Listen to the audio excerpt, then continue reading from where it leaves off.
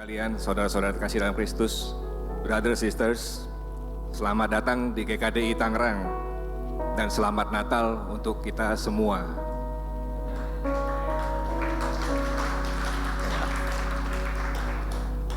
Puji dan syukur kehadirat Tuhan yang Maha Pengasih bahwa hari ini kita bisa berkumpul di tempat ini untuk beribadah dan belajar bersama, merayakan Natal juga bersama. Ibadah akan segera dimulai. Mari kita satukan hati dan pikiran kita untuk menerima firman Tuhan hari ini.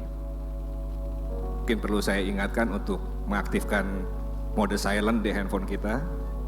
Bahkan saya sarankan airplane mode supaya notifikasi nggak mengganggu ibadah kita.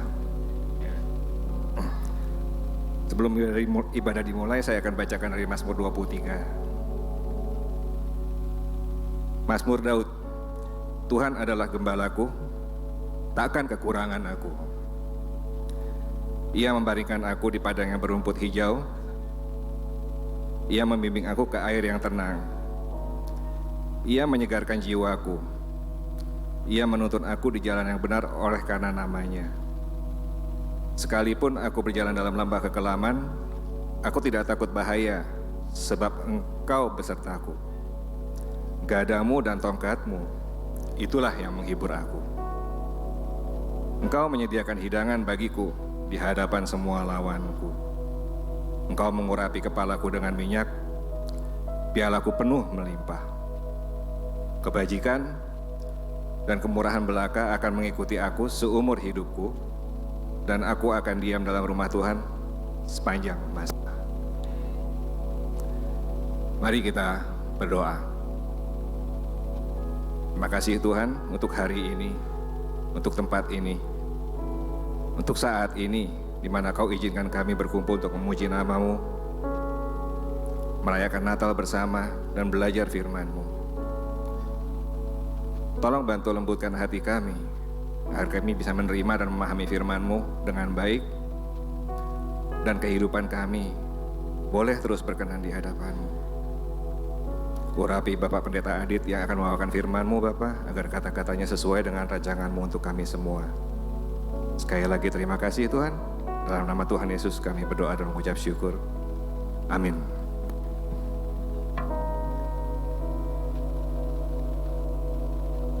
Happy Wednesday, brothers and sisters. Saudara-saudari, Bapak Ibu, mewakili Song Ministry, kita mau juga ucapkan selamat Hari Natal kepada kita semua pagi hari ini.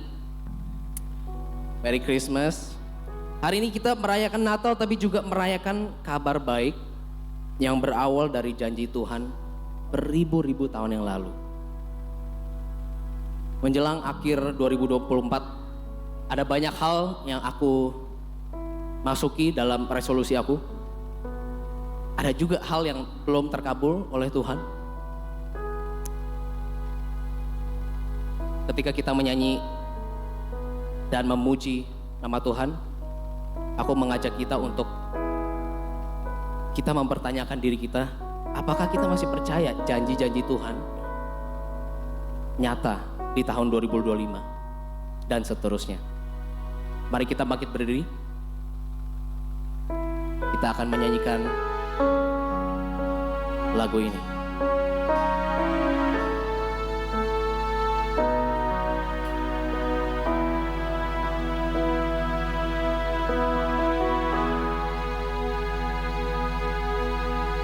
Sungguh besar setiamu, Kau nyatakan bagiku.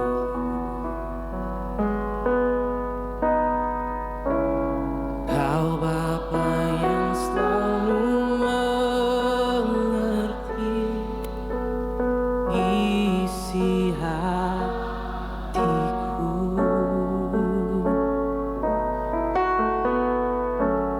Kemuliaan-Mu Kau janjikan, aku tetap percaya,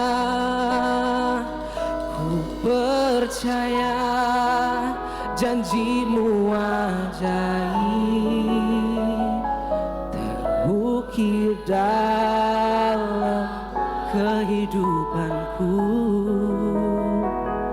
Ku berserah di dalam kekuatan.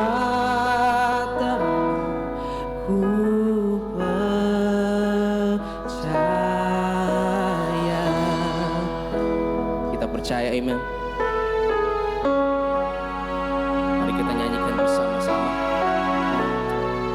Sungguh besar, sungguh besar setiamu. Oh, Kau nyatakan bagiku. Kau Bapa yang selalu, Kau Bapa yang selalu mengerti isi hatiku. Kemuliaan-Mu, kemuliaan-Mu Kau janjikan. Aku tetap percaya, aku tetap percaya, ku percaya janji-Mu ajaib terukir dalam kehidupanku. Ku percaya di dalam kekuatan-Mu, hanya Kau segalanya bagiku.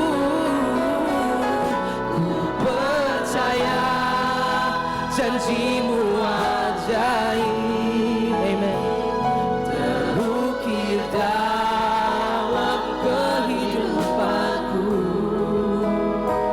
Ku berserah di dalam kekuatan-Mu.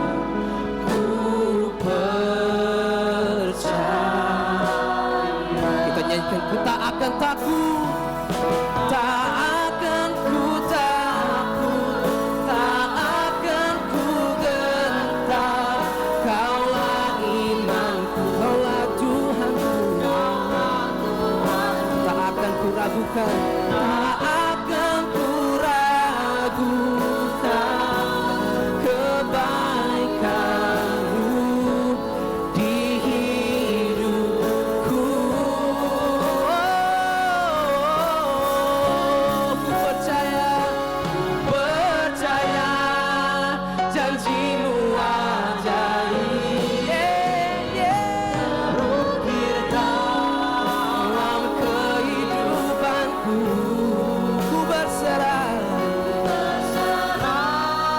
di dalam kekuatan-Mu, ku nyatakan segalanya bagiku. Ku percaya janji-Mu ajaib terukir dalam kehidupanku. Ku berserah di dalam kekuatan-Mu.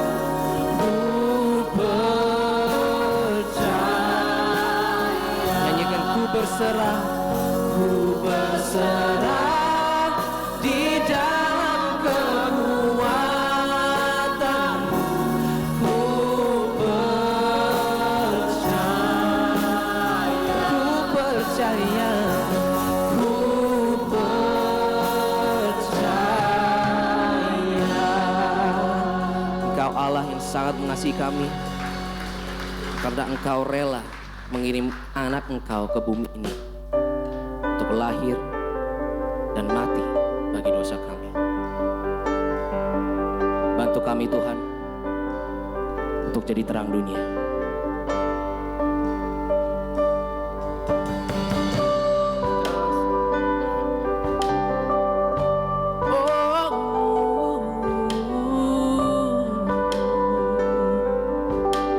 Come on, Mitchell. Kasih-Mu tak berkesudahan,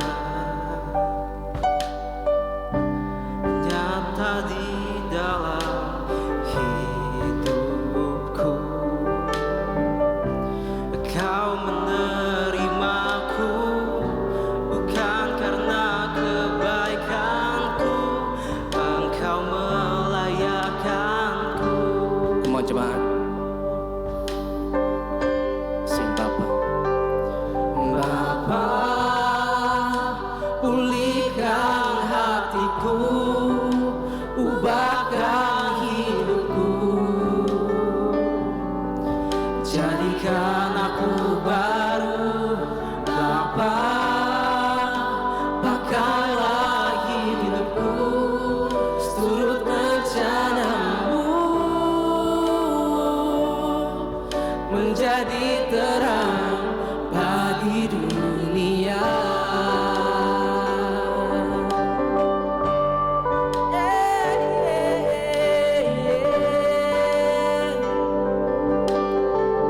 Pengorbanan, Pak. Pengorbananmu yang sempurna, bukti kasih dan anugerahmu.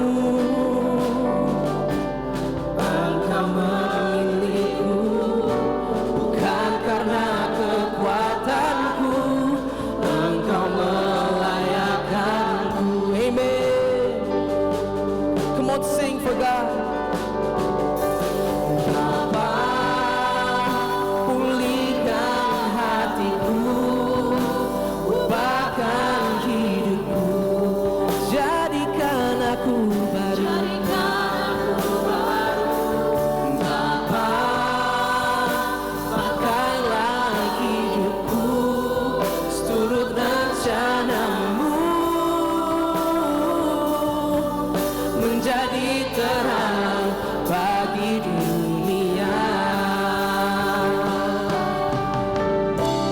Firman-Mu membuatku memahami kasih sejati, kasih sejati.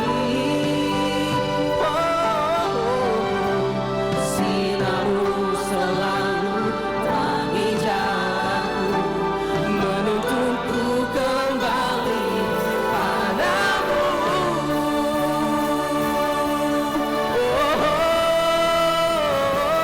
Bapa, pulihkan hatiku, ubahkan hidupku, jadikan aku baru. Bapa, pakailah hidupku seturut rencanamu, menjadi terang. Bapa, pulihkan hatiku, ubahkan hidupku, jadikan aku baru. Bapa, pakailah hidupku seturut rencanamu,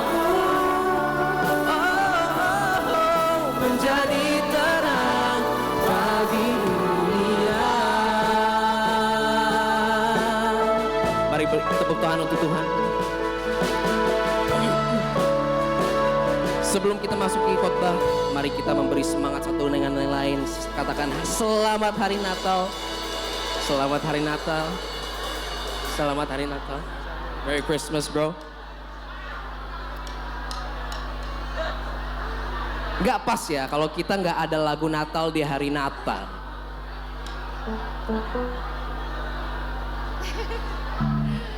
Dikatakan di buku Lukas pasal yang pertama ayat 39 sampai 45. Beberapa waktu kemudian berangkatlah Maria dan langsung berjalan ke pegunungan menuju sebuah kota di Yehuda. Di situ ia masuk ke rumah Zakaria dan memberi salam kepada Elisabet. Dan ketika Elisabet mendengar salam Maria, melonjaklah anak yang di dalam rahimnya. Dan Elisabet pun penuh dengan Roh Kudus, lalu berseru dengan suara nyaring, "Diberkatilah engkau di antara semua perempuan, dan diberkatilah buah rahimmu. Siapakah aku ini sampai ibu Tuhanku datang mengunjungi aku? Sebab sesungguhnya ketika salammu sampai kepada telingaku, anak yang di dalam rahimku melonjak kegirangan. Dan berbahagialah ia yang telah percaya, sebab apa yang dikatakan kepadanya dari Tuhan akan terlaksana." Jemaat, seperti bayi Yohanes, mari kita bergirang dan lompat bersama-sama untuk Tuhan. Karena penyelamat kita telah lahir bagi kita. Mari kita nyanyikan dengan semangat. Come on, let's go. Hey. Tepuk tangan.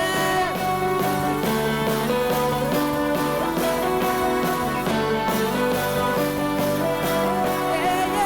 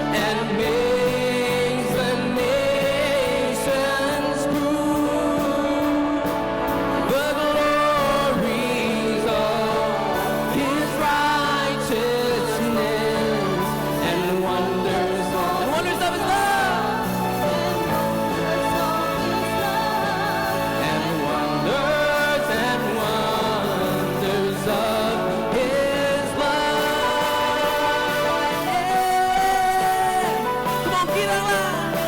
Mari kita bersuka cita. Karena Allah telah lahir bagi kita.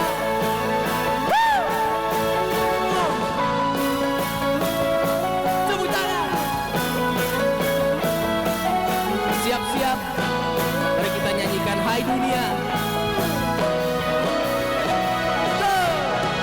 Hai dunia, gembiralah dan sambut rajamu. Di hatimu, terimalah bersama bersyukur, bersama-sama bersyukur.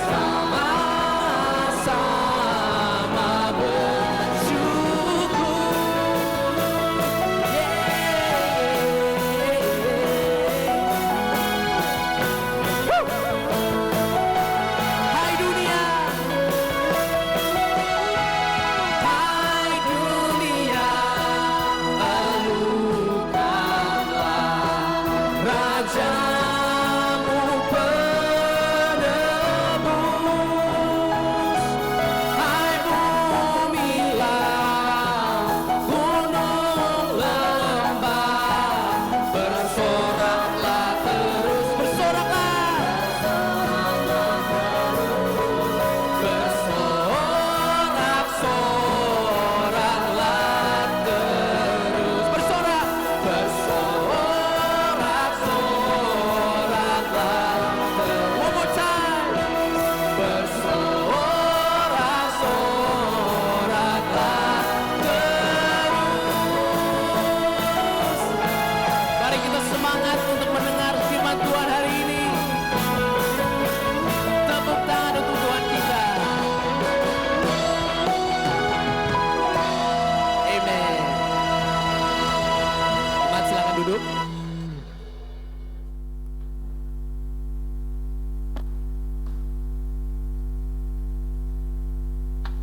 Selamat pagi Bapak Ibu semua.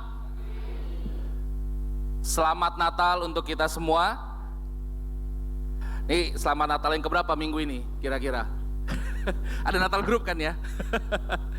Saya yakin kita semua juga mengalami banyak perayaan Natal ya. Kita juga ada perayaan Natal mungkin di keluarga kita, di gereja juga. Memang inilah waktunya kita betul-betul bersukacita menyambut. Karena Tuhan kita, Mesias yang dijanjikan itu lahir ke dunia ini. Nah hari ini kita akan sama-sama mau melihat lagi juga ke dalam firman Tuhan. Kita mau merenungkan lebih dalam lagi untuk makna Natal kita di tahun ini. Tapi sebelumnya mari sama-sama kita satukan hati, kita berdoa. Bapa di surga, selamat pagi Tuhan. Tuhan terima kasih Tuhan karena kasih-Mu yang begitu luar biasa. Terima kasih Tuhan karena Engkau begitu mengasihi kami Tuhan. Bahkan sebelum kami mengenal Engkau, sebelum kami bertobat Tuhan, ketika kami masih dalam kegelapan, ketika kami masih banyak melakukan kejahatan di sana sini Tuhan, Engkau sudah mengasihi kami. Bahkan Engkau sudah punya rancangan Tuhan untuk bisa menyelamatkan kami sehingga kami bisa diperdamaikan lagi dengan Engkau. Terima kasih untuk kasih-Mu yang begitu luar biasa. Apalagi Tuhan hari ini kami juga diberikan kesempatan untuk kami boleh mengenang lagi Tuhan, merayakan hari di mana Engkau datang ke dunia ini, dan kami bersyukur untuk itu semua. Tuhan sebentar kami akan melihat lagi ke dalam firman-Mu. Kiranya Engkau bantu Tuhan, lembutkan hati setiap kami. Biarlah firman yang ditaburkan ini Tuhan betul-betul bisa menjadi satu perenungan juga untuk setiap kami Tuhan. Menjadi satu makna yang mendalam juga dalam hidup kami. Dan bisa membantu kami Tuhan untuk kami melihat salib-Mu dengan jauh lebih bersemangat lagi. Urapi juga hamba-Mu Tuhan, agar setiap kata-kata yang keluar dari mulut saya sesuai dengan kebenaran firman-Mu. Hanya di dalam nama Putra-Mu, Tuhan kami Yesus Kristus, kami berdoa dan mengucap syukur. Amin. Oke. Tadi ada yang tanya ya, bro, kok Natal bajunya hitam? Ya, ada penjelasannya. Saya nggak salah ambil. Paling atas sih soalnya urutan baju. Tapi penjelasan adalah ini untuk mengenang, karena dulu saya berasal dari kegelapan. Tapi orang yang gelap ini sekarang sudah boleh juga merayakan kelahiran Tuhan. Nah, bagus ya. Saya hari ini juga bersyukur sekali ya, saya semangat banget tadi juga ngelihat singer di Song Ministry. Ya, saya semangat karena di situ ada Michelle. Wah, kita kasih semangat dulu buat Michelle. Saya kaget karena dia solo. Dulu saya pertama kali kenal dia ngomong aja nggak berani. Sekarang dia bisa solo di tengah ibadah. Saya bangga. Dan kebetulan hari ini juga adalah hari ulang tahun baptisannya dia yang kedua tahun. Wah, bareng sama Brandon Haliman ya. Ya, dan jadi saya rasa hari ini kita ada banyak sekali good news juga ya, ada banyak juga sukacita. Dan kita mau melihat lagi ya, tema kita di bulan ini adalah Eyes on Jesus. Dan saya rasa ini adalah tema yang sangat cocok ya buat kita. Karena apa? Kita semua menjadi Kristen, menjadi seorang murid Yesus. Itu ya karena Yesusnya terlebih dahulu. Jadi sudah sepantasnya kalau mata kita tertujunya kepada Yesus. Karena kita muridnya dia. Nah ini dulu saya agak gagal nih waktu sekolah. Ya guru saya di depan saya lihatnya ke bawah. Kalau di kelas kan guru yang di depan kita harusnya perhatiin mata kita tertuju pada guru kita. Harusnya kan gitu ya. Saya tertujunya ke bawah sama kanan kiri. Ada yang mau kasih jawaban nggak? Cuman sayangnya sebelah kanan kiri saya itu sahabat saya. Jadi mereka pun butuh jawaban. Saya salah tempat duduk lah dulu. Oke. Kita baca dulu ya di Ibrani 12 ayat 1 sampai yang kedua. Karena kita mempunyai banyak saksi bagaikan awan yang mengelilingi kita, marilah kita menanggalkan semua beban dan dosa yang begitu merintangi kita dan berlomba dengan tekun dalam perlombaan yang diwajibkan bagi kita. Marilah kita melakukannya dengan mata yang tertuju kepada Yesus yang memimpin kita dalam iman dan yang membawa iman kita itu kepada kesempurnaan. Yang dengan mengabaikan kehinaan tekun memikul salib ganti sukacita yang disediakan bagi dia yang sekarang duduk di sebelah kanan tahta Allah. Amin. Yang saya mau highlight di sini ada kata-kata perlombaan. Saya yakin kita juga mungkin udah sering dengar ini, kita juga udah sering baca juga ayat ini. Kita pun semuanya juga sudah tahu bahwa ketika kita ambil keputusan jadi murid Yesus, jadi seorang Kristen, kita itu masuk ke dalam sebuah misi. Atau kalau di sini disebutnya dalam sebuah perlombaan. Artinya, itulah yang kenapa kalau ada orang dibaptis kita selalu bilang ini baru awal ya, baru mulai. Dan ini kita tekankan banget terutama di teens ministry. Karena anak teens itu kebanyakan alasan mereka Bible study supaya dibaptis. Itu jadi garis finishnya mereka, udah dibaptis lemah lagi. Ya, padahal seharusnya dia baru dibaptis, itu baru memulai, baru masuk ke perlombaannya. Ya, dan happy juga karena kita minggu lalu juga ada brother kita Jason ya baru aja ambil keputusan jadi murid. Mana Jason? Orang tuanya sih di sini. Oh, setelah dibaptis dia langsung bergabung dengan teens ya, nggak bareng orang tuanya lagi. Oke. Dan kita semangat melihat bagaimana banyak orang ya karena mereka melihat Yesus, akhirnya mereka bisa mengerti kebenaran dan berani ambil keputusan untuk mau hidup sebagai muridnya. Nah, tetapi apakah semangat itu bisa bertahan sampai puluhan tahun? Itu yang jadi pertanyaan. Karena masalahnya perlombaan yang kita lakukan ini bukan untuk 1-2 hari. Ini perlombaan yang panjang sekali. Nah, kita bisa lihat yang namanya perlombaan sama perjalanan kan berbeda. Betul ya? Kalau perlombaan kita siap-siap, kita mau jadi juaranya, kita akan berusaha segenap hati kita. Tapi kalau yang namanya perjalanan, santai. Namanya juga perjalanan. Besok PDA datang. PDG datang. Ibadah datang. Gitu kan?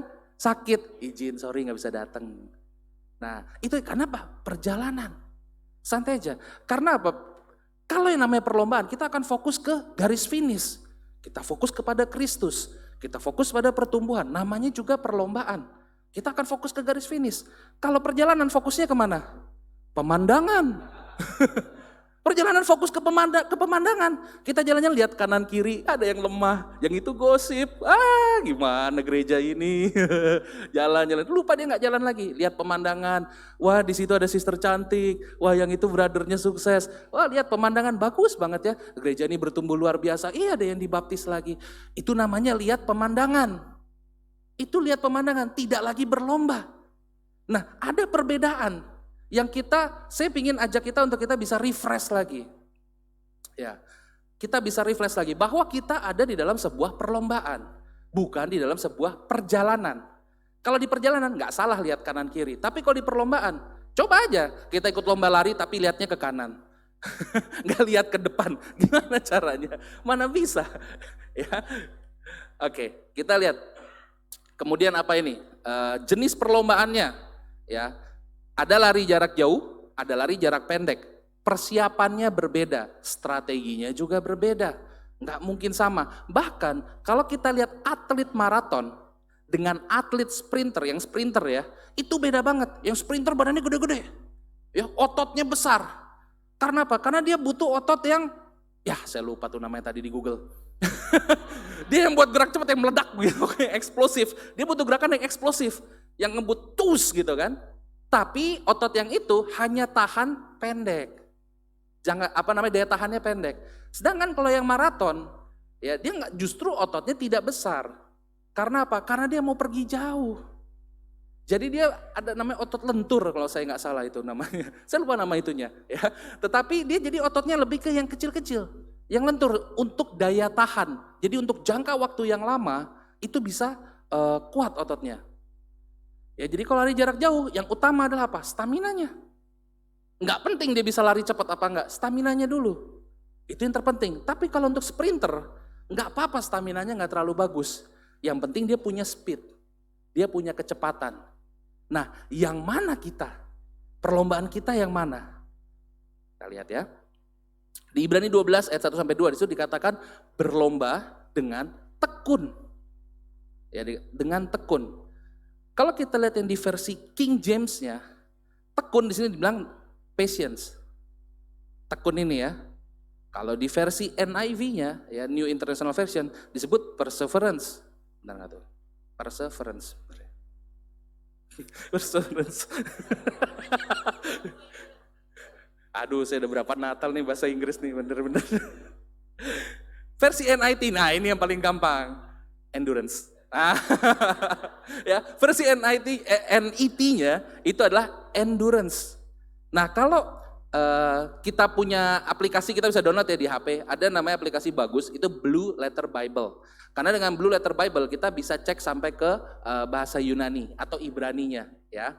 Nah kalau bahasa Yunaninya itu namanya hupomonai. Nah, hupomonai, nah itu dia.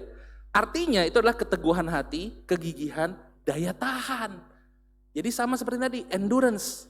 Artinya yang di sini penulis Ibrani ini dia lagi ngasih tahu perlombaannya perlombaan apa berarti? Maraton, bukan sprint. Bukan sprint, tapi maraton. Artinya apa? Ini untuk jangka panjang sekali. Jadi persiapan kita seharusnya adalah untuk yang jangka panjang, bukan yang pendek-pendek. Karena akan sangat berbeda. Oke, kita bicara tentang daya tahan, kita butuh yang namanya konsistensi. Ya, nah ini dulu saya itu paling susah yang namanya konsisten. Susah sekali, saya orangnya spontan, aslinya ya. Saya orangnya spontan, saya lihat ini seru nih, langsung kerjain. Tapi ntar berapa hari kemudian bosen, cari yang lain lagi. Saya tuh senangnya lompat-lompat, yang bisa konsisten istri saya. Ya dulu waktu kami usaha bareng, dia nggak bosen tuh di depan mesin kasir seharian.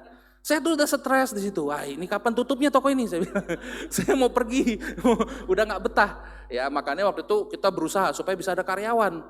Karena saya nggak betah ada di situ. Saya lebih senang keluar, cari apa lagi yang baru, apa yang baru. Saya pendobrak. Tetapi setelah dobrak capek, nggak konsisten.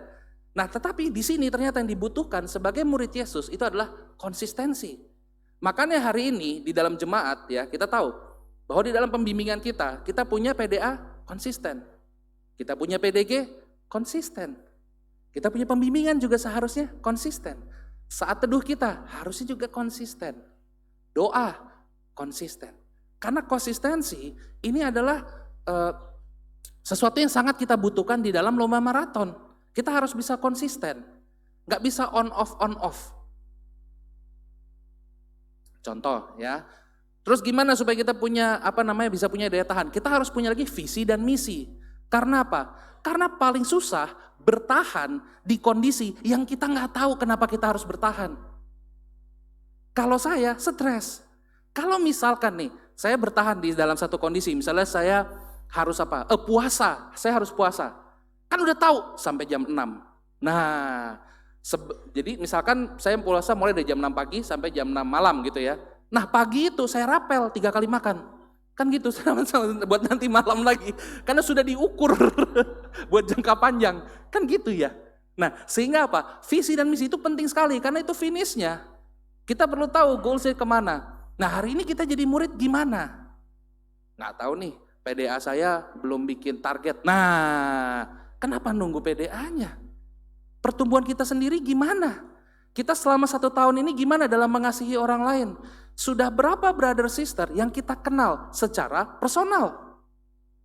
Hari ini gereja kita bertumbuh dengan sangat luar biasa. Hari ini sampai kurang lebih 500, betul Pak Sada? Kurang lebih 500 jemaat. Itu kan banyak yang baru, udah kenal belum yang baru-baru? Kalau kenal doang itu pun gak cukup. Apakah sudah kita spend time juga dengan mereka sampai kenal kenapa mereka mau jadi murid, kenapa mereka berani ambil keputusan untuk dibaptis misalnya, kenapa mereka mau Bible study misalnya. Kita kan perlu itu untuk dicas. Kita juga perlu belajar dari orang lain. Jadi visi dan misi itu tidak selalu harus nunggu leadernya, nunggu church leadernya, kita sendiri gimana? Kita sendiri gimana? Kalau kita nggak ada visi dan misi, bahaya juga. Bahaya juga, ya. Kemudian planning. Kita harus punya strategi. Gimana supaya visi dan misi ini bisa dilakukan? Nah, ini juga area yang kelemahan saya. Saya senang sekali bervisi. Tapi planning saya males. Enggak tahan. Pas baru nulis plan, tidur udah langsung. Enggak kuat saya mikir. Ya, bukan enggak kuat, malas sebetulnya. Itu di situ saya harus bertumbuh memang. Karena saya ini adalah seorang eksekutor yang baik. Tapi saya sekarang Tuhan proses saya untuk saya bisa jadi strategic thinker. Ya, untuk bisa lebih berpikir secara lebih strategis. Sehingga akhirnya ketika saya evaluasi sepanjang tahun ini aja, ternyata saya masih masih model seradak seruduk. Ya, kayak babi hutan itu. Nggak jelas jalannya kemana. Bahkan saya sendiri nggak bisa memprediksi kemana saya akan lari. Bahaya banget ya. Karena Planning. Ada satu quote yang mengatakan bahwa gagal merencanakan berarti merencanakan untuk gagal. Itulah saya. Nah, saya berharap kita semua setelah kita punya visi dan misi, kita buat plannya, gimana caranya. Oke, saya pingin misalnya tahun depan setiap bulan minimal saya spend time dengan satu brother atau sister baru untuk bisa kenal mereka jauh lebih dalam. Nah, itu kan planning. Kapan? Minggu keberapa? Langsung masukin ke schedule, masukin ke jadwal. Itu yang harusnya kita lakukan, ada planningnya sehingga kita bisa eksekusi. Nah, kalau saya dulu habis visi dan misi, eksekusi. Nggak ada planning. Ntar tengah jalan baru mikir, oh iya ketinggalan ininya, pulang lagi. Terus sampai itu, iya ininya belum, balik lagi. Habis waktunya dan tenaganya, itu yang terjadi. Nah, setelah kita buat planningnya, kita harus eksekusi. Sehingga planning pun harus dibuat supaya itu bisa dilakukan. Jangan yang terlalu tinggi. Saya itu senang visi yang besar. Karena terlalu besar, nggak bisa saya bikin planningnya. Makanya saya malas bikin planning. Karena gimana caranya nih? Mau bertumbuh 100 sebulan. Mau bikin planningnya juga udah bingung. Akhirnya doa, puasa. Itu aja. Planningnya itu udah nggak ada yang lain. Karena Enggak, ya saya sendiri aja berarti nggak bisa beriman sama visi misi yang saya punya. Gagal merencanakan untuk gagal. Yang terakhir Ini juga yang saya sering miss, evaluasi. Di evaluasi inilah kita evaluasi setelah kita eksekusi. Kalau itu berhasil, kenapa bisa berhasil? Apa yang bisa diperbaiki lagi? Apa yang masih kurang? Kalau itu gagal, kenapa itu gagal? Apa yang perlu diperbaiki lagi? Kemudian balik lagi ke visi misi. Apakah visi misinya, itu misinya terutama itu perlu direvisi. Visinya mungkin tetap, tapi misinya ya bisa apakah harus disesuaikan lagi atau gimana. Nah, ini saya banyak belajar di Citra Raya ya. Kita waktu itu secara resmi dari Tangerang diutus untuk buka house church itu Oktober 2023 ya, tahun lalu jadi ya, pas lagi ulang tahun gereja. Dan akhirnya sepanjang tahun ini itu kami sekeluarga sudah pindah ke Citra Raya. Dan sepanjang tahun kita berjalan PDA, PDG dan segala macam. Tapi ternyata apa yang saya kurang? Evaluasi. Saya kurang dievaluasi. Nah, kemarin kita akhirnya bikin evaluasi. Kita kumpul leaders di Citra Raya, kita evaluasi apa yang sudah kita lakukan, apa yang masih kurang. Kenapa yang jadi goals kita kok nggak tercapai? Kita evaluasi. Dan setelah kita evaluasi ternyata malah ada yang bilang bahwa ini harusnya lebih sering dilakukan, kalau bisa sebulan sekali. Bahkan kemarin saya dengar dari salah satu leaders di Citra Raya, itu ada dia pimpinan di sebuah perusahaan, dia evaluasi di perusahaannya setiap minggu. Setiap minggu. Lah, saya tertusuk banget. Lah, ini orang dunia aja dia bisa bikin setiap minggu evaluasi. Segitu seriusnya. Segitu betul-betul ada gregetnya untuk bisa perusahaan itu maju. Lah, masa kita di sini yang mau bawa misinya Tuhan kita tenang-tenang, santai-santai, itu saya belajar banget. Dan saya rasa tahun ini juga Tuhan banyak memang kasih kesempatan saya untuk belajar di area ini. Ya, tahun ini itu darah tinggi saya mencapai peak performance. Kemarin tuh 198/139, wah, muka udah merah. Pas lagi retret Citra Raya, saya tidur aja sebenarnya. Jadi cuma pindah tempat tidur, saya nggak bisa ikut acara retret di Citra kemarin. Karena tensinya terlalu tinggi. Kenapa kayak gitu? Karena tadi saya nggak lakukan, nggak ada planning, nggak ada ini. Akhirnya apa? Semua pekerjaan saya nggak sadar. Saya masuk ke semua Bible study, nggak sadar. Semua saya pegang sendiri. Terus saya nggak sabar. Setiap kali ada brother sister kita kerja bareng, misalnya kerja sama, lama ini, saya take over. Itu yang saya lakukan. Padahal saya nggak lebih bagus juga ngerjainnya. Cuman lebih enak aja kalau saya pegang sendiri. Gitu. Akhirnya apa? Peak performance. Tensinya mentok pol. Sama dokter langsung dibilang, Pak ini udah nggak bisa obat generik, Bapak harus pakai obat yang ada penenangnya. Wah, baru itu saya minum itu nggak enak banget. Saya nggak mau lagi. Tahun depan saya akan turunkan itu namanya tensi. Saya akan lebih banyak teamwork ya, juga olahraga dan lain sebagainya. Oh ya nggak mau. Nah, tetapi dari sini saya belajar bahwa ternyata yang kemarin bikin saya sampai drop banget daya tahan saya habis karena apa? Saya sendirian. Padahal yang lucunya saya sendirian di tengah-tengah sahabat-sahabat saya, di tengah-tengah brother sister saya yang sebetulnya mereka willing to help. Tapi saya nggak bagus dalam mendelegasikan. Sangat tidak bagus. Kenapa? Balik lagi yang tadi. Karena nggak ada ini. Nggak ada planning, nggak ada eksekusi, nggak ada evaluasi. Nah dari sini kita belajar bahwa apa? Ternyata untuk jadi murid Yesus itu bukan cuma urusan sudah dibaptis apa belum, sudah saat teduh apa belum. Tapi ini betul-betul kita harus sangat strategik. Kita harus betul-betul pikir ini serius. Kalau enggak apa? Akhirnya kita bukan di dalam perlombaan, tetapi di dalam perjalanan. Jadi kalau di dalam perjalanan kita fokusnya sudah salah, bukan lagi ke Yesus. Oke, kemudian apa? Things to bring, perlengkapan. Nah ini juga berbeda. Kalau kita mau jalan-jalan, pakainya kan sendal jepit. Sendal jepit lah, sepatu lah, semua koper dipenuhin. Bisa bawa 2-3 koper mungkin ya. Sebentar lagi kita akan, mungkin banyak dari kita yang akan liburan keluar kota. Wah kopernya banyak. Ya kemarin saya juga mindahin kopernya Andi banyak tuh. Bro Andi ini habis pindahan rumah, jadi mereka baru aja punya rumah pribadi sendiri. Wah, kasih Tuhan. Hadiah Natal dari Tuhan. Yang naik gaji kasih tau bro? Jangan ya, oke. Enggak, aku nggak bilang. Nah, kalau perlombaan bentuknya beda. Tasnya sesimpel mungkin. Karena apa? Supaya enteng, supaya ringan. Karena ini mau berlomba nih kita. Kita bukan mau jalan-jalan. Yang nggak perlu dibuang, yang nggak perlu jangan dibawa. Sepatunya pun bukan sandal jepit, sepatu lari kita bawa. Jadi perlengkapannya pun disesuaikan. Kita lihat ayatnya ya.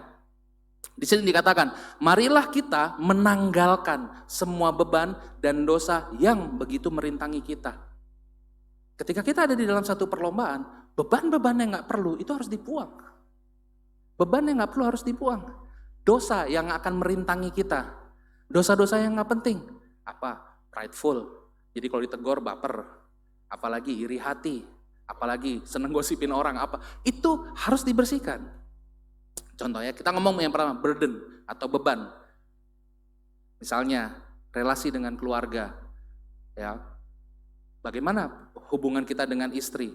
Ya sebenarnya udah lama ini sih agak-agak apa ya, ya udah nggak kayak pacaran dulu lah. Itu harus segera dibereskan, itu prioritas, itu harus di bawah. Untuk kita yang ada di merit ministry, itu harus, itu nomor satu. Hubungan dengan anak, itu nomor satu. Itu harus nomor dua setelah pasangan, itu harus dibereskan. Nomor satu Tuhan, nomor dua pasangan, nomor tiga anak. Ya. Kemudian apa lagi? Finansial. Finansial kita hari ini gimana? Cukup nggak untuk membiayai hidup kita? Atau jangan-jangan malah apa? Lifestyle kita, ya, atau gaya hidup kita itu yang jadi beban. Saya punya satu teman yang ini best friend saya. Dulu kita bisnis bareng, dan dia sekarang sudah sangat sukses. Ya, dia sudah sangat sukses. Tetapi ternyata itu membuat lifestyle dia naik. Karena lifestyle-nya naik, jadi tuntutan dia untuk bisa memenuhi lifestyle-nya juga naik. Pressure-nya pun naik. Ya. Kemarin berapa bulan lalu ya, dia datang ke Citra Raya, saya ketemu dia. Kita lunch bareng ya sambil ngobrol. Nah, dia cerita, dia sebut ya kebutuhan dia. Itu sudah masuk angka 3 digit. Saya kaget. Hebat banget saya bilang ya, wah kamu udah sukses. Ya, hebat, dalam hati pengen lagi gitu. Tahu gitu ikut dia dulu. Enggak ya, canda. Karena ini best friend banget. Nah, tapi kemudian ketika dia sebut pemasukannya itu tipis. Tipis banget selisihnya sama lifestyle-nya dia. Dan lifestyle-nya ini udah nggak bisa diturunin. Ya, karena dia ada beli beberapa barang yang itu harus terus dia bayar. Ya. Dan akhirnya itu nggak bisa diturunin. Jadi dia udah kestak, nih segini. Saya bilang, kalau kamu makanan kamu dikurangin, ini dikurangin, jadi berapa? Masih tetap tinggi. Udah gitu buat nurunin yang nggak gampang. Contoh, saya soalnya juga pernah ngalamin. Kita biasa makan jajan di luar, ngerubah jadi harus makan di rumah, itu aja nggak gampang. Di luar kita bisa pilih, di restoran ini nggak enak, mau yang di sebelah sana. Kalau di rumah, enak nggak enak, makan aja. Kan itu ngerubah itu aja nggak gampang. Belum lauknya. Belum apalagi berapa kalinya, jumlahnya, segala macam ya. Dan itu untuk nurunin itu aja udah nggak gampang. Nah kalau kita udah terbiasa di situ, habislah. Saya cerita sama istri saya, dulu saya kecil, handphone tuh nggak ada loh, nggak ada handphone, bahkan telepon belum ada. Saya ingat pertama kali ada telepon tuh saya kelas 4 SD kalau nggak salah, 4 SD atau 5 SD itu baru ada telepon. Itu seneng banget nelpon ya. Yang nelponin tetangga sebelah rumah kan teman saya. Telepon ke sebelah, ngobrolnya lewat telepon, saking senangnya. Masih yang diputer begini tuh teleponnya. Itu saya sekitar kelas 4 atau 5 SD. Saya senang, itu baru ada telepon. HP itu mungkin baru ada waktu saya kelas 6 atau SMP ya. Saya SMP atau kelas 6 SD, itu baru ada HP. Itu pun HP-nya yang bisa buat nimpuk maling, yang gede itu. Ericsson apa itu. Yang gede banget tuh. Ya Nokia waktu itu belum Nokia 3100 nanti lagi. Ada HP itu. Nah, dulu bertahun-tahun saya hidup nggak pakai itu. Tapi sekarang HP saya ketinggalan di rumah, saya akan putar balik mobil saya. Saya harus ambil HP saya. Sekarang kalau saya pergi meeting keluar, saya lupa tinggalin HP untuk anak saya dan saya nggak bisa kontak dia di rumah. Saya khawatir. Saya akan telepon brother sister saya, boleh nggak bantu cekin anak saya? Padahal saya pikir dulu ya waktu saya kecil, nggak ada telepon. Orang tua saya juga nggak tahu saya di rumah hidup apa enggak. Nggak ada telepon, kan nggak ada telepon. Mereka lempeng aja. Tapi itu jadi contoh berarti apa? Lifestyle-nya udah naik kan? Udah keikat di situ. Saya kecil nggak pakai AC. Tapi ini mungkin faktor pertumbuhan berat badan juga ini memang. Saya kecil nggak pakai AC aman. Sekarang saya di ruangan AC aja berkeringetan. Tetapi banyak juga teman-teman saya yang kalau misalkan nih kita mau ketemuan, kafenya di mana? Di sini. Yang dia tanya pertama, ada AC-nya nggak? Itu yang dia tanya. Aku bilang, gak ada tapi murah-murah bro. Ya yang ada AC-nya aja. Gitu biasanya. Ya. Karena apa? Karena AC ini yang sebenarnya tadinya bukan alat yang utama, sekarang udah jadi utama. Tadinya kan mana kita pakai AC zaman dulu? Nggak ada. Tapi sekarang kita jadi butuh. Nah, jadi dari situ kita bisa belajar bahwa apa? Beban-beban yang kayak gini, ini kan nggak kita butuhkan di dalam hidup murid kita. Itu yang harus dibuang. Dulu Tuhan ajarin saya di sini itu dengan cara yang keras, dipaksa dikit. Karena apa? Karena susah. Saya udah terlanjur stuck di situ. Nah, saya mau encourage kita juga, evaluasi. Tahun ini, semuanya, sisi yang paling krusial dari kehidupan kita, merit kita, parenting kita, pekerjaan, finansial, evaluasi. Ya. Apalagi misalkan area pekerjaan. Misalnya hari ini kita struggle. Saya sedih banget ya, ada beberapa brother saya ketemu lagi struggle secara pekerjaan. Tetapi ada pride di situ, sehingga pekerjaan-pekerjaan yang lain dia nggak mau ambil. Karena dia ngerasa apa? Terlalu rendah pekerjaan itu. Saya nggak mau yang itu. Saya mau perjuangkan bisnis saya. Bisnis saya ini saya sudah lakukan selama bertahun-tahun. Saya sedih, itu nggak dibutuhkan. Kita ini lagi mau hidup untuk bisa jadi serupa dengan Yesus. Bukan untuk sukses di pekerjaan kita. Bukan. Bahwa kita harus bekerja sebaik mungkin. Sehingga akhirnya kita bisa dapat promosi. Usaha kita berkembang. Kita punya cabang usaha. Iya. Tapi itu bukan prioritas utama kita lagi. Next, kemudian apa? Dalam hal dosa, tadi sama ya, seperti yang tadi ya. Mungkin dosa-dosa kebebalan ya, yang kayak gitu-gitu. Kita perlu evaluasi apa yang tahun ini membuat kita sering konflik dengan orang lain. Coba cek itu. Biasanya saya menemukan dosa terpendam saya ketika saya ada dinamika dengan istri saya ataupun dengan brother sister. Saya akan menemukan itu bahwa ada dosa-dosa tersembunyi yang selama ini saya nggak sadar. Nah, apa yang kita perlu lakukan? Pertama kita humble dulu, kita rendah hati dulu, mulai introspeksi. Kalau perlu kita tanya ke orang-orang terdekat, boleh nggak kasih masukan buat saya, apa yang saya perlu bertumbuh? Boleh nggak kamu tegur saya, apa yang saya masih kurang? Ya. Terus habis itu apa? Kita punya kesadaran juga. Jadi kalau setelah kita introspeksi, jangan hanya kita tahu kita punya dosa itu, tapi kita sadar kita punya dosa itu. Karena tahu dengan sadar itu jauh sekali. Kalau hanya tahu, ya gue tahu gue orangnya pemarah, tapi ya gimana udah dari lahir kayak gini, itu tahu. Kalau sadar, ketika dia sudah mau naik, dia udah, ini udah mau marah, dia udah diem. Udah gak respon lagi, sorry, kita gak usah lanjut dulu, aku berasa ini udah kontraproduktif, mungkin nanti bisa di lain kesempatan. Karena aware bahwa apa? Dia pemarah. Ya, jadi jangan kita mencobai diri sendiri. Ada contoh, ada. Saya tahu kan yang pertigaan Legox ini, apa tuh? Itu yang dari berapa jalur jadi cuma tinggal satu itu loh. Depan Islamik yang depan lagi. Nah saya dulu ingat banget. Saya waktu itu sama istri saya, sama mami ya, mama mertua saya. Lewat situ pulang dari gereja. Wah mami saya lagi cerita, wah gereja kamu ramah ya, banyak yang kenal. Ini masih awal-awal ya, awal-awal saya jadi murid. Orangnya ramah-ramah, semuanya kenal, oh iya. Tapi pas masuk ke situ mulai berubah modenya kan, karena serobot-serobot. Terus saya dipepet truk. Nah cuman truknya kan spionnya di atas, dia nggak lihat saya. Kepancing, saya buka jendela, saya gebrak pintu, dar. Mami saya lihat, aduh pulang gereja lagi. Semenjak itu, sampai saya pindah ke Citra Raya, saya nggak pernah lagi lewat jalan itu. Saya selalu putar balik. Saya naik motor pun, saya masuk ke Islamik. Lebih jauh, iya. Tapi saya tahu, saya nggak mampu di situ. Saya nggak mampu. Waktu itu pernah ditegur, karena mau ketemuan di SMS. Kamu muter jauh banget bro. Ya nggak apa-apa, saya agak jauh dikit. Karena saya nggak bisa lewat situ. Nah, kita coba introspeksi, lihat kelemahan kita di mana. Jangan jatuhnya di situ terus, supaya kita bisa grow. Next. Nah, di dalam perjalanannya, meskipun yang tadi udah kita lakuin, ada nggak struggle? Pasti ada. Ya, saya nggak masukin ayatnya, tapi kalau kita baca di Ibrani, di situ dikatakan bahwa Tuhan itu mendidik anak-anak, menghajar anak-anak yang Dia kasihi.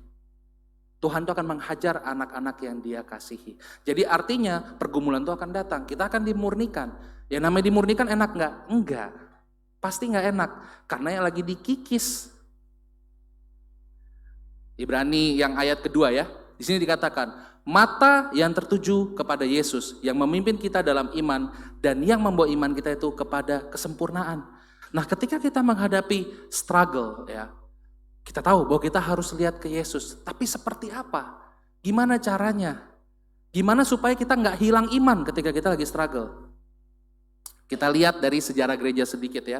Di Kisah Para Rasul kita belajar bahwa gereja dimulai yaitu ketika ada 3.000 orang dibaptis. Kita tahu ya, hari Pentakosta, Roh Kudus datang, 3.000 orang memberi diri dibaptis. Dan itu adalah jemaat mula-mula. Dan itu tahun berapa? Sekitar tahun 33 Masehi. Ya. tahun 33 sekitar. Sekarang kita ada di tahun berapa? 2024. Berarti gereja sudah bertahan selama 1991 tahun. Kira-kira ada pergumulan nggak di dalam gereja-gereja?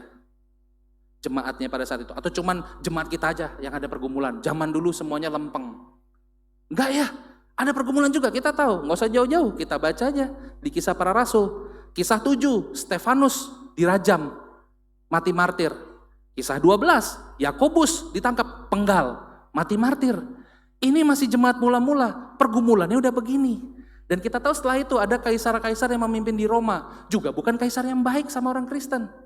Kaisar Nero, orang Kristen ditangkapin. Habis ditangkapin dijadiin human torch. Jadi mereka diikat, kemudian dipasang di sekeliling istananya, waktu malam hari dibakar hidup-hidup sebagai penerangan. Bayangin. Kemudian yang lainnya ditangkap lagi, ditaruh ke Koloseum untuk jadi pertunjukan, lawan sama singa lapar. Itu zaman itu, kita nggak ngalamin sekarang. Tetapi di zaman itu, seperti itu tantangannya. Seperti itu. Tapi kalau kita lihat sekarang, bukankah sekarang kita juga masih bergereja? Bahkan kita bukan orang Yahudi. Ada orang Yahudi? Yunani? Gak ada. Di dalam Kisah Para Rasul itu isinya baru orang Yahudi, orang Yunani. Nah, sekarang kita di sini nggak ada orang Yunani, nggak ada orang Yahudi. Kenapa kita bisa dengar Injil? Kenapa kita bisa jadi Kristen? Kenapa? Karena Tuhan itu bekerja. Tuhan menjaga misinya. Rancangan Tuhan tidak akan pernah gagal, meskipun manusianya bisa gagal. Mungkin hari ini banyak orang bilang, wah gereja udah kepecah-pecah, denominasinya banyak. Itu kan cara manusia lihat. Itu cara manusia lihat. Cara Tuhan lihat beda. Dia bilang apa? Firmanku masih ada di situ. Semua orang yang mau obey sama firman itu, itulah muridku. Itu kan patokannya. Nah, kita bisa lihat bagaimana seharusnya kita bisa percaya sama Tuhan. Itu seperti seorang anak percaya sama bapaknya. Ya, kalau lagi badai datang ada petir, dar. Mungkin waktu kita kecil dulu ya, dar ada petir. Kita apa? Mungkin kita takut kan? Larinya kemana? Ke orang tua kita. Kenapa larinya ke orang tua kita? Karena kita percaya, kita trust sama mereka. Kita trust sama orang tua kita bahwa mereka akan melindungi kita. Itulah yang sebetulnya Tuhan inginkan. Untuk kita percaya sama Tuhan. Sama seperti kita percaya sama orang tua kita. Lukas 22 ayat 19, part B-nya. Tuhan Yesus berkata, inilah tubuhku yang diserahkan bagi kamu, perbuatlah ini menjadi peringatan akan aku. Setiap minggu kita lakukan yang namanya perjamuan, kita lakukan komuni. Tuhan bilang lakukanlah ini untuk mengenang aku, untuk mengingat aku. Karena apa? Tuhan pingin kita bisa mengingat kerja Dia dalam hidup kita. Tuhan pingin kita bisa terus merasakan kasih-Nya dalam hidup kita. Sehingga kita gak kesepian, kita gak sendirian, kita gak jadi insecure. Karena sebetulnya Tuhan gak pernah tinggalin kita, sama sekali, meskipun kita tidak pernah bisa melihat Dia. Tapi itu jauh lebih baik, karena ketika Tuhan gak kelihatan, iman kita akan jauh lebih bertumbuh. Dan iman itulah yang membuat kita jadi layak. Bukan karena kita bisa lihat Tuhan yang ngobrol langsung naik turun ke surga kayak teh celup, bukan. Tapi iman kita ke Tuhan. Ini saya udah sering ya, selalu, saya gak ada cara yang lain, count the blessing. Ini yang selalu saya lakukan. Saya selalu setiap pagi tanpa gagal. Ada momennya, ada momen-momen yang saya lagi nggak semangat, saya kurang semangat, saya capek. Ya, ada momennya saya, aduh hari ini nggak pengen ministry. Begitu buka jadwal, ministry semua. Gimana? Tuhan, boleh nggak tiba-tiba cuti? Gak bisa. Udah bikin janji sama orang. Akhirnya apa? Di mana sumber kekuatannya? Count the blessing. Setiap kali saya menghitung kebaikan Tuhan, kerja Tuhan, kasihnya Tuhan dalam hidup saya, di situ saya dapat power. Dan saya belajar bahwa ternyata kasih saya kepada Tuhan, atau bahkan kasihnya manusia kepada Tuhan, itu hanyalah sebuah respon dari kasihnya Tuhan kepada kita. Kita nggak akan pernah bisa mengasihi Tuhan kalau kita tidak merasakan kasih Tuhan terlebih dahulu. Karena itulah manusia. Dari situ saya belajar bahwa ternyata semakin saya merasakan kasihnya Tuhan, di situ saya semakin berapi-api. Semakin saya merasa bahwa Tuhan jaga saya, di situ saya makin berani all out. Semakin saya merasakan bahwa Tuhan ada di samping saya, di situ saya makin berani. Banyak hal saya bisa lakukan hanya dengan berdoa, yang dulu saya nggak berani. Mungkin salah satunya adalah waktu yang saya paling nggak bisa lupa, dan ini pengalaman yang seru banget, adalah ketika Bro Sahat sakit. Ujian udah pujian ketiga, mau selesai. Bro Sahat, bro, gak bisa, lu khotbah aja pakai slide gua. Dia bilang, waduh, yang bener bro, kan tadi ada briefing. Gak bisa, suara gua gak keluar katanya. Jadi akhirnya terus saya doa aja sepanjang pujian ketiga itu saya duduk, saya doa, Tuhan ini gimana, saya gak tahu isi slide-nya. Tapi waktu itu apa? Saya berasa di situlah ada penyertaan Tuhan. Meskipun waktu khotbah sambil ngintip 3 slide ke depan, balik lagi ke belakang. Tetapi kemudian itu bisa berjalan. Bahkan orang-orang selesainya, jemaat brother sister datang ke saya, bro tumben slide kamu bagus, gitu katanya. Dikira punya saya. Dikira punya saya slide-nya, udah enggak, itu punyanya Pak Sahat. Nah di situ apakah karena saya sudah terbiasa khotbah? Enggak. Itu karena penyertaan dari Roh Kudus, itu penyertaan dari Tuhan. Dan itu salah satu yang saya ingat juga di Count the Blessing. Itu yang membuat saya jadi apa? Jadi berani. Setiap kali saya lagi ngerasa fail, saya ngerasa gagal, kalau saya ingat-ingat hal itu semua lagi, oke, yuk sekali lagi, coba sekali lagi. Itu. Jadi saya mau encourage kita. Karena apa? Semakin kita merasakan kasih Tuhan, semakin kita memberikan respon yang lebih.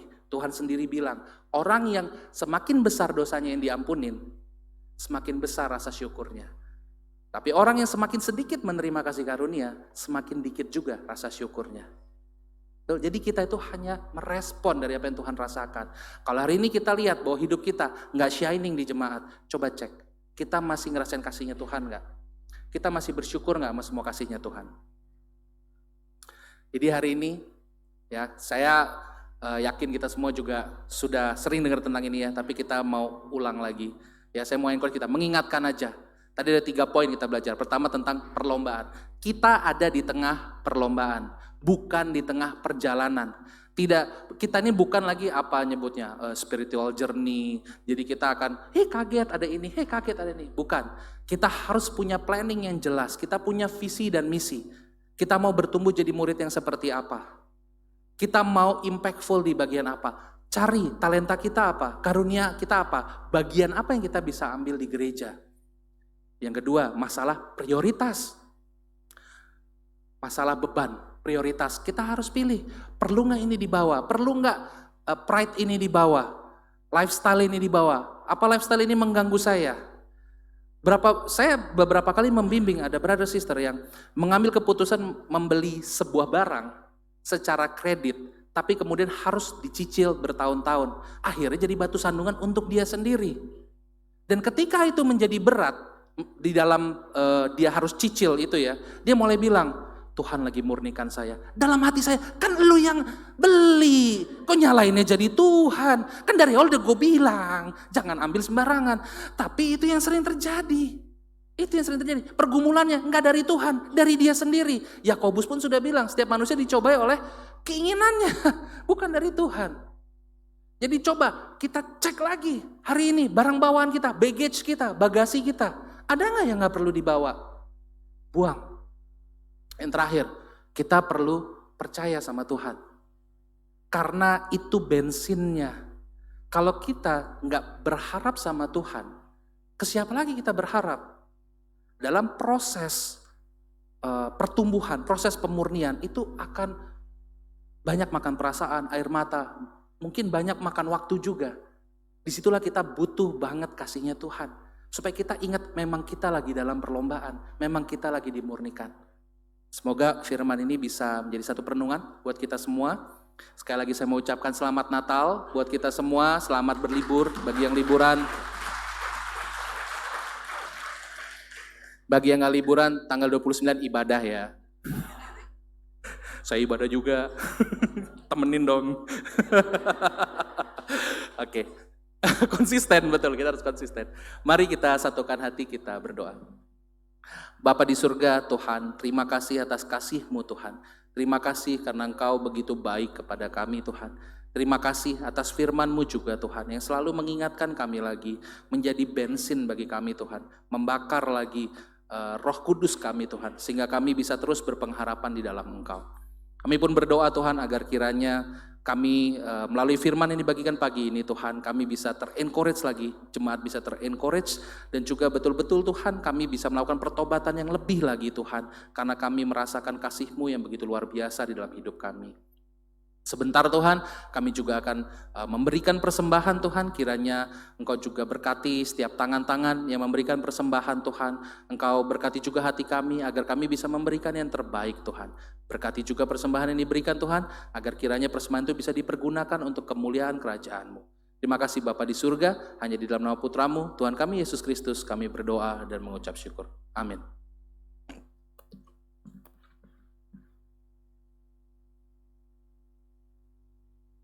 Shalom Brothers Sisters, selamat Natal untuk kita semua. Puji syukur kepada Tuhan Yesus Kristus, kita boleh merayakan Natal bersama-sama pada hari ini dengan penuh sukacita. Sebentar lagi kita akan mendengarkan beberapa pengumuman. Mari kita saksikan GKDI Sunday News.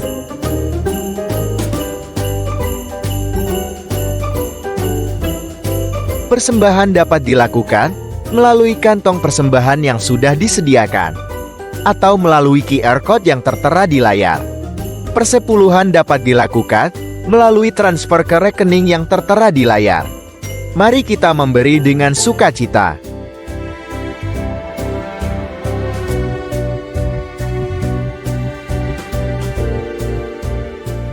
Minggu ini akan dilakukan ibadah secara gabungan.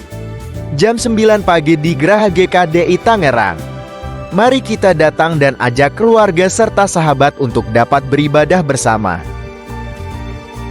Demikian GKDI Sunday News hari ini. Sampai berjumpa minggu depan. Tuhan Yesus memberkati.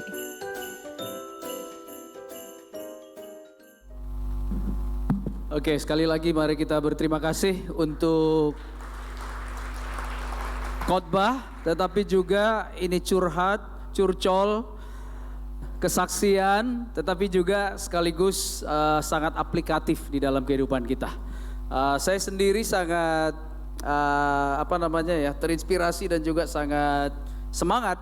Kenapa? Karena ini sangat-sangat praktikal. Jadi Bapak Ibu yang baru pertama kali hadir, saya mengucapkan selain daripada selamat Natal untuk kita semua, tetapi juga memberikan sebuah gambaran bahwa inilah jemaat kita ya.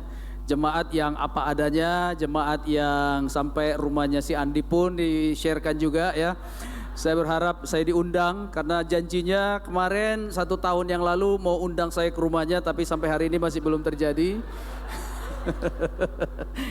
Jadi curcol lagi nih. Katanya ada ikan arsik di sana ya. Mau lebih dipanjangin lagi? Oh, enggak cukup.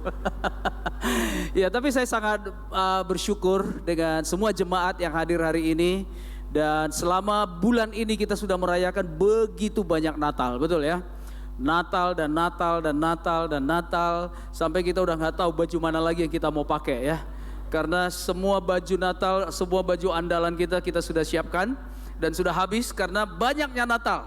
Tetapi Tuhan tidak hanya melihat baju, teman-teman aja yang bisa melihat. Yang Tuhan lihat adalah hati kita. Ya, hati kita yang betul-betul kita mau berikan untuk menyambut kehadiran Kristus. Tadi apa yang di-sharekan tentang perlombaan dan perjalanan, ya menurut saya itu adalah satu topik yang menurut saya kita perlu renungkan dalam minggu ini.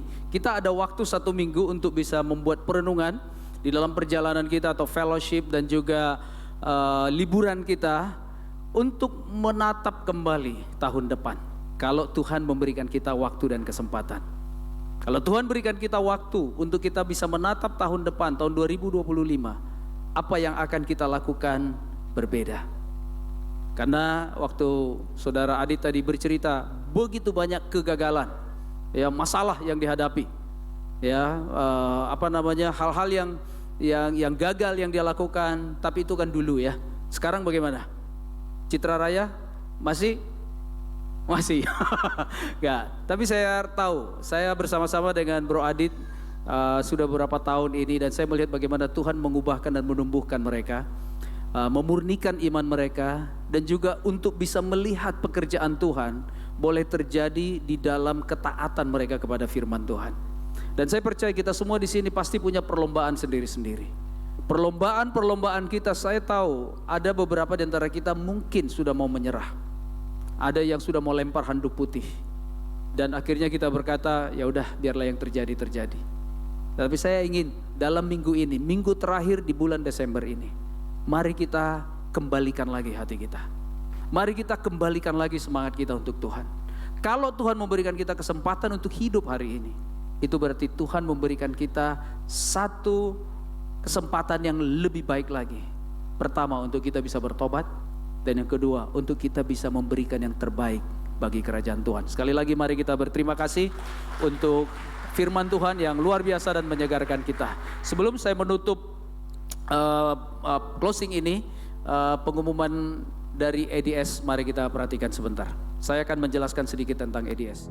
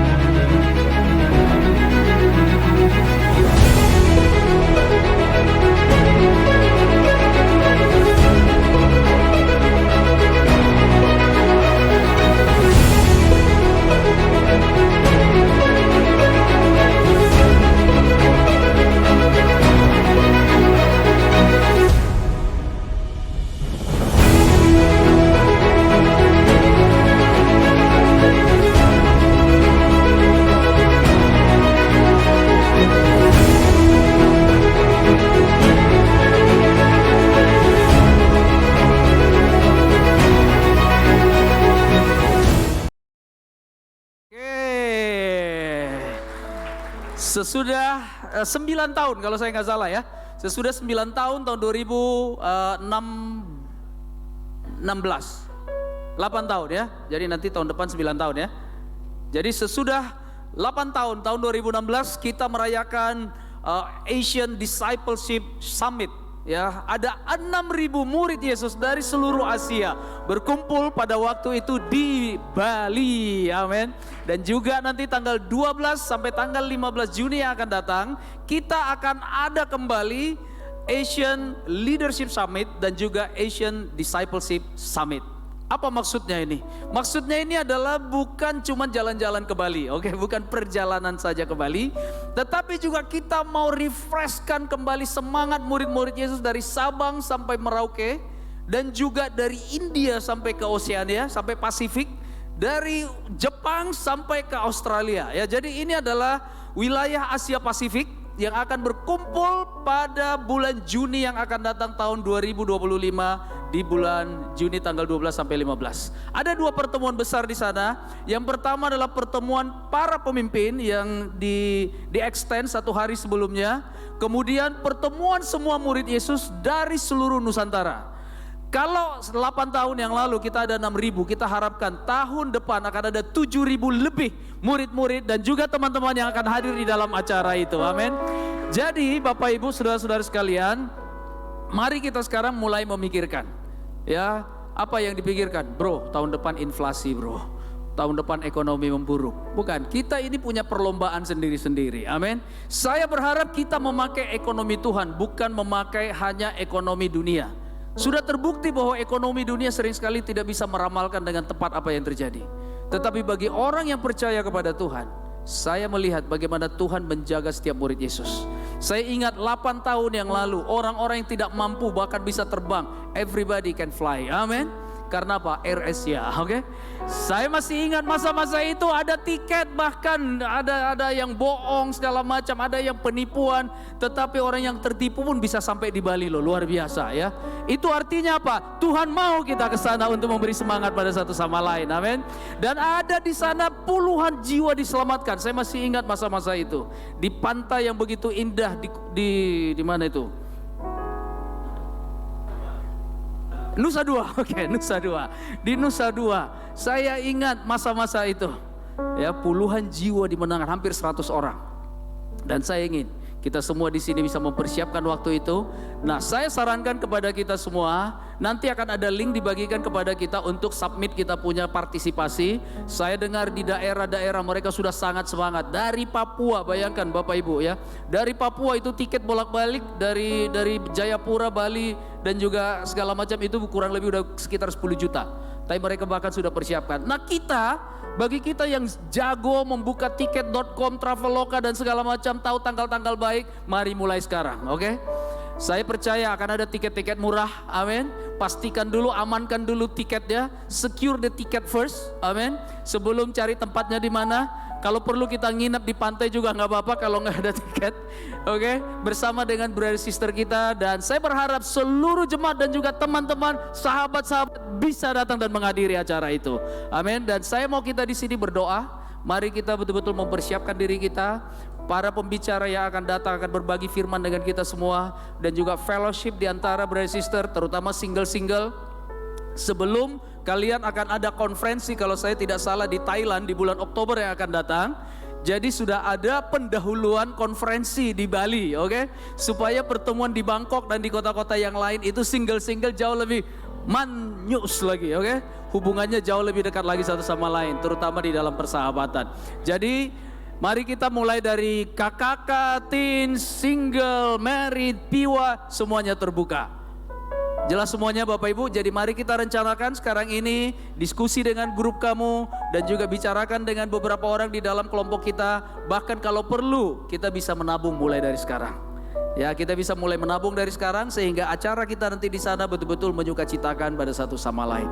Oke, itu aja tambahan pengumuman yang saya mau bagikan. Atas nama keluarga kami mengucapkan selamat Natal dan mari kita menyambut tahun baru 25 yang akan datang dengan sukacita yang daripada Kristus. Mari kita bersatu di dalam doa. Tuhan, terima kasih Bapa di surga. Terima kasih untuk segala berkat-Mu. Terima kasih untuk semua penyertaan-Mu. Terima kasih untuk tidak pernah meninggalkan kami sendirian. Bahkan ketika orang-orang berpikir atau kami sendiri berpikir bahwa kami tidak ada orang lain yang mendukung kami. Di balik semua peristiwa yang terjadi dalam hidup kami, Engkau selalu hadir Tuhan. Engkau selalu ada mengingatkan kami, menopang kami, menolong kami, dan juga memuji kami Tuhan atas keberhasilan kecil yang ada. Bantu kami untuk bisa senantiasa bersyukur atas segala sesuatu yang terjadi. Bantu kami untuk menatap perlombaan tahun 2025 dengan iman, pengharapan, dan kasih. Bantu jemaat ini untuk bersatu. Bantu kami untuk melihat mimpi-mimpi Engkau bagi jemaat-Mu Tuhan. Kami berdoa agar Engkau menguatkan saudara-saudara kami yang lemah, memberikan penghiburan bagi mereka yang kecewa, tetapi juga memberi semangat juang Tuhan, dan juga energi yang lebih lagi Tuhan, untuk melewati perlombaan demi perlombaan yang Kau sedang rancangkan di dalam kehidupan kami. Kami berdoa untuk orang-orang yang sakit agar Engkau boleh sembuhkan. Kau jamah mereka Tuhan, berikan mereka pemulihan dan penguatan Tuhan. Dan kalau memang Engkau berkenan Tuhan, berikan daya tahan untuk bisa menahan kepedihan dan juga kesakitan yang ada. Tetapi di atas itu tidak pernah kehilangan rasa syukur yang besar kepada Engkau. Kami berdoa khususnya untuk bangsa dan negara kami Tuhan. Untuk pemerintahan yang baru, pemerintahan Prabowo Subianto dan juga Gibran Raka Buming Raka Tuhan. Kami berdoa agar Engkau yang memimpin mereka dengan semua kelemahan, kekuatan dan kelebihan yang mereka punya. Biarlah Engkau berikan hikmat yang dari atas Tuhan, sehingga mereka boleh memimpin bangsa dan negara ini di dalam kepemimpinan yang benar Tuhan, yang sesuai dengan kehendak Engkau. Kami berdoa untuk turunan-turunan kepemimpinan yang ada Tuhan. Kami berdoa agar Engkau boleh menyertai dan memberikan mereka kebijaksanaan. Khususnya untuk wilayah kami di Banten dan khususnya di kota Tangerang dan Kabupaten Tangerang dan Tangerang Selatan. Kami berdoa ya Tuhan, agar Engkau yang menjaga pemerintahan ini Tuhan, sehingga ibadah boleh berjalan dengan baik dan kondusif Tuhan, sehingga kami boleh merayakan Tuhan hari-hari besar yang kami boleh punya Tuhan, dan juga di atas itu kami boleh menjadi saksi terang dan garam bagi banyak orang. Terima kasih Bapa di surga, terpujilah Engkau Allah Bapa atas segala kebaikan yang Kau telah berikan sepanjang tahun ini di dalam kehidupan kami, dan hanya di dalam nama Yesus Kristus kami berdoa dan mengucap syukur. Haleluya, amin. Mari kita bangkit berdiri, kita menyanyikan satu lagu yang terakhir untuk Tuhan. Amin. Amen. Bagaimana jemaat? Apakah terberkati oleh firman hari ini? Siap berlomba? Sebelum kita mengakhiri ibadah hari ini, Kali ini kita akan menyanyikan lagu klasik Natal, tapi agak sedikit berbeda ya. Sikit-sikit Inggris gak apa-apa ya brother sister ya. Oke, mari kita coba. Glory to God, glory to God, glory to God in the highest forever, for all He has done, His unfailing love. Glory to God in the highest forever. Tepuk tangan. Come on, let's go.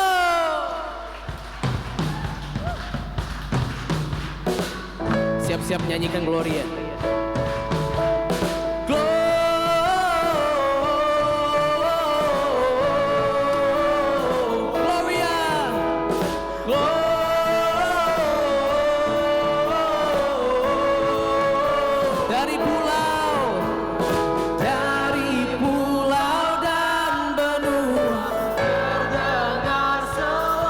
Terdengar lagu pujian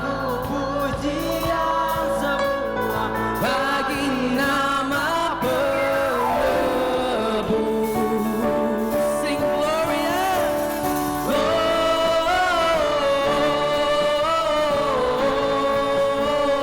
Gloria, muliakan Tuhan.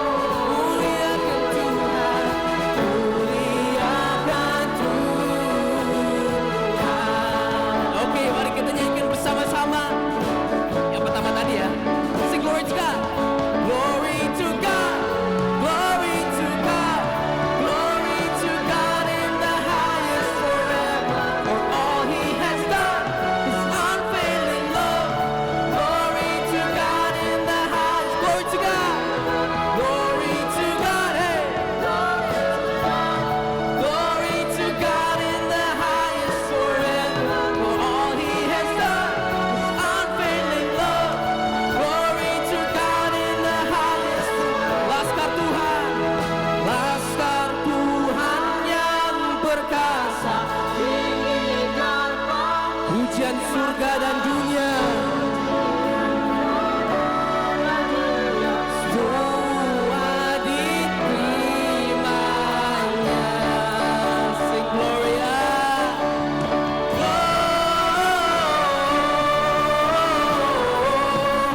panjatkan pujian bagi Tuhan.